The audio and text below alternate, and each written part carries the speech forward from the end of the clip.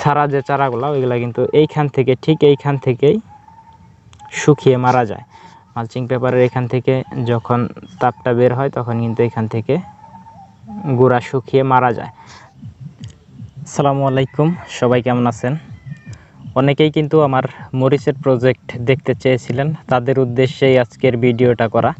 আপনারা দেখতে পাচ্ছেন যে আমার মরিচ গাছগুলা কিন্তু খুব সুন্দরভাবে বেড়ে উঠছে।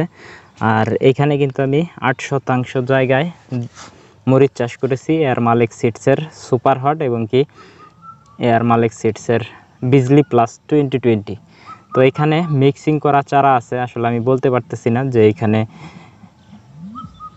কোনটা কোন জাতের। তো এখানে মিক্সিং করে এই চারাগুলো লাগানো হয়েছে। প্রত্যেকটা গাছই কিন্তু খুব সুন্দরভাবে বেড়ে উঠছে, কোনো গাছে কোনো রোগ ব্যাধি নেই। এখানে নিয়মিত স্প্রে শিডিউল মেনটেন করা হচ্ছে। বিশেষ করে এইখানে কিন্তু বর্ষাকাল টার্গেট করে এইখানে মরিচ চাষ করা হয়েছে, দেখা যাক বাকিটা আল্লাহ ভরসা।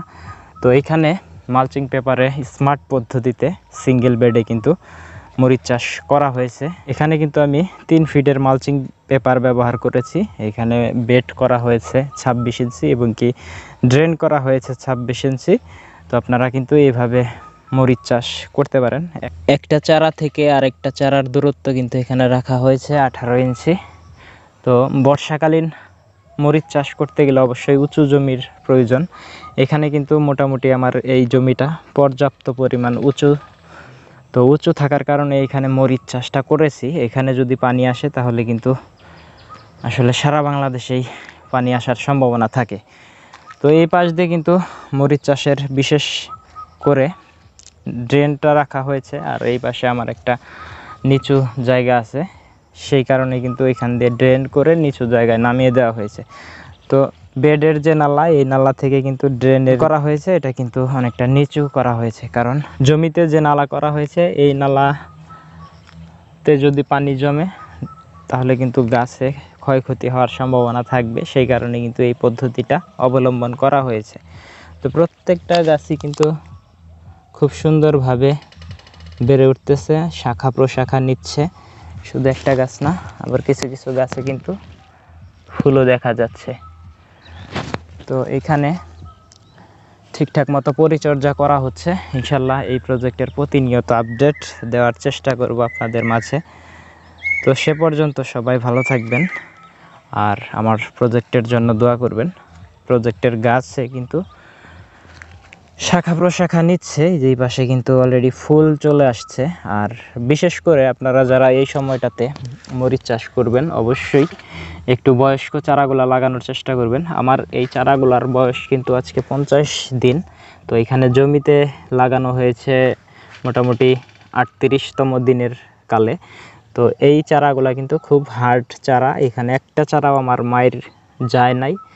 তো মায়ের না যাওয়ার কারণে সেটা হলো এই চারাগুলা একটু বয়স্ক করে এনেই কিন্তু লাগানো হয়েছে এবং কি পর্যাপ্ত পরিমাণ আলো বাতাস এবং কি রোদ সহনশীল করেই কিন্তু এই চারাগুলা জমিতে আমি এনেছি।